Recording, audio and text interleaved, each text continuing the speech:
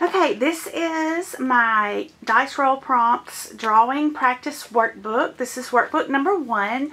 There's already been 2 of these published. There's a 3rd one coming out next month. And I really wanted to just work through one of these with the how to draws. There are 3 different styles in this workbook. There's a template style, which already has part of the artwork drawn. So then you use the game sheet to finish the artwork. That's the template style. And then there is a how to draw style, which is what we're going to do today together. It has something called, it has like a how to draw option at the top.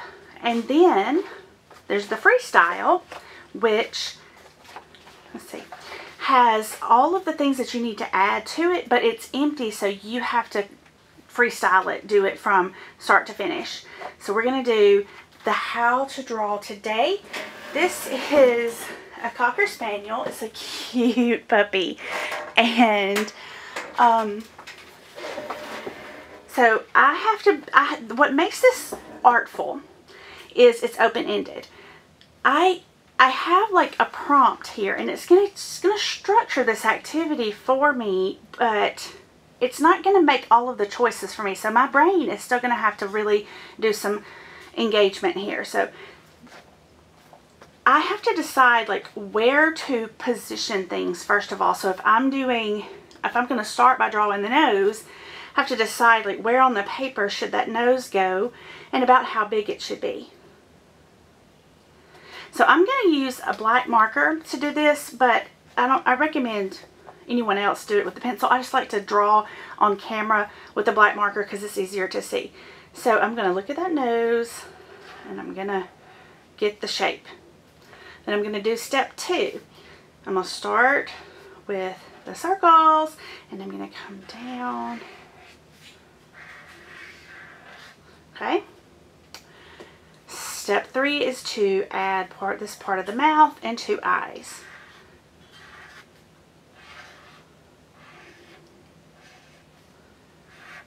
Now, as I'm doing this, I'm having to think, like, how big should the eyes be? Where do they need to go?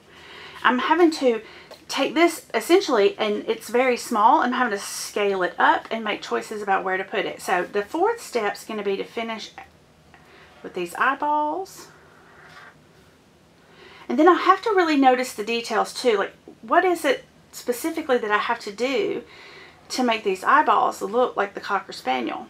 I have to make sure my lines look enough like this that it's going to actually look like the Cocker Spaniel. Okay, the 5th step is this looks like it's extended a little bit. That's closed. And we're finishing out the face. And the last step is going to be to add some ears. And these are wavy lines, but I'm really having to notice that they're not curly, they're not squiggly, they're wavy. And I bet if I did too much curling, or if I was like squiggly lines, it wouldn't look right. So those are some ways that this helps with drawing, because I'm having to be observant. This really helps with observational skills. Now, I have followed that much of the prompt. I can look at it now and say, is there anything that I want to add to it? I think I'd like this dog to have like a neck and a back. I can add that. That's my own choice. So there's artistic opportunities for artistic choice making here. And then I can either do one of 3 things. I can use a dice, an actual dice, and I can roll it and it can help me. Or I can use a random number generator on an app. Or there's spinners that you just need to have 6. It needs to go up to 6. So you could use any kind of spinner, any kind of app. Or sometimes what I've found that kids really like to do is they go line by line and they make a choice. They choose the one they want to do. So that's 3 ways you can do it. I'm going to do the latter. I'm going to make the choices. So I'm going to pick this one, and I'm going to have to do this 10 times. Now, if I roll this dice 10 times, am I going to have 10 spaces here to fill up? I don't know. I might not. Maybe I need to add like a spot on the dog's ears. So that's another creative choice I just made. 1, 2, 3. I think I want to like protect the eye area, so I'm going to do a spot around this eye for the dog. Maybe like this. 1, 2, 3, 4, 5, 6, 7, 8. Let's do, oh, I got an idea. Don't sometimes dogs have like a neck that's different? Okay, so what I did is I knew I was going to have to roll. I'm going to have to choose 10 or roll the dice 10 times and choose 10 of these. So I need to have like 10 spaces that I can work in. So the first one I'm going to do are these, looks like hills. This is really good for observational drawing skills too, because I'm going to have to look at this very carefully.